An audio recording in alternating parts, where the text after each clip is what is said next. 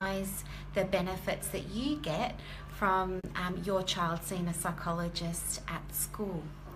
So, the first thing that you can really try and focus on is maximising communication that you have between yourself and your psychologist. Now, this can be very easily facilitated. What I do with the parents of the little ones that I see is I give the kids a little book. Maybe that's one for the girls, and maybe the boys get a black one.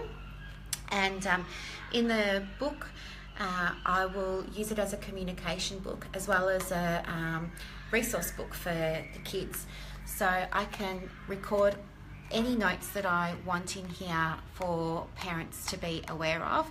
And maybe this morning I saw a little girl and we did some mindfulness.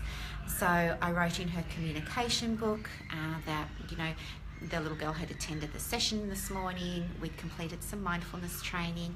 I included some explanation and some instruction for mindful breathing. And I've asked Mum to practice this at home with the little girl in between our sessions.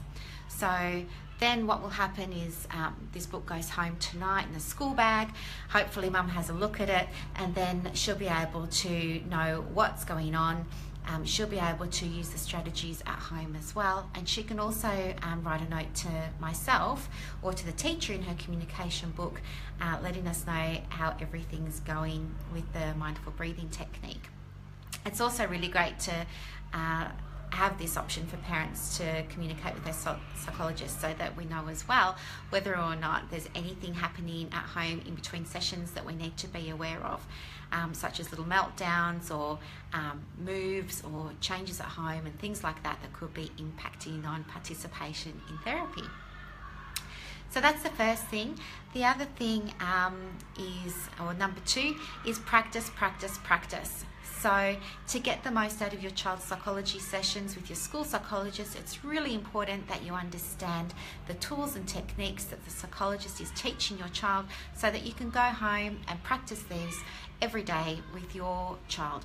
We know that clinically the potential for improving the management of symptoms associated with anxiety in children is significantly increased with practice and rehearsal. It's just like anything, like riding a bike. The more you do it, the better you get at it. The first few times you need your training wheels and you need people there to help you along the way, and then as you practice, your skills improve and your competency improves and you're able to ride the bike unassisted. The principle is the same with learning psychology skills. So no, you're not going to see resolution of a complete anxiety condition after 2 or 3 counselling sessions between your child and a psychologist, but you can certainly see a very big improvement the more that your child is practicing and applying the techniques that we're giving them. The last thing is monitor and review your child's progress in terms of managing the tools that we're giving them. So if it's just not working, that's fine, but let us know. Otherwise, we assume that it is, and we'll build on that. So if something's not working, we're not going to be offended or upset. Please give us that feedback so that we can make the appropriate adjustments. And it's also a really good idea to do something like get some stickers. This is just a little sticker book from Kmart. I think it was only $2. But the kids love being able to pick out their stickers and reward themselves for their good behaviour. I think so often we're jumping on them for not doing what we want, but it's also really, really good to reward the good behaviours that they do, because when we're giving them that positive reinforcement, it means that the behaviour is likely to continue.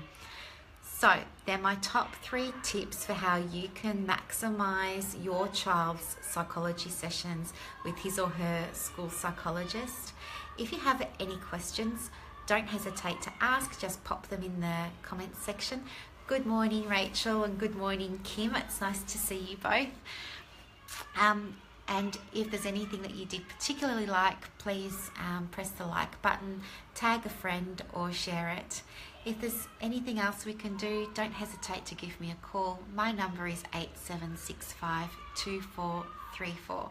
Thank you very much for joining me, and look forward to talking with you tomorrow when we answer a viewer question about coping with pain.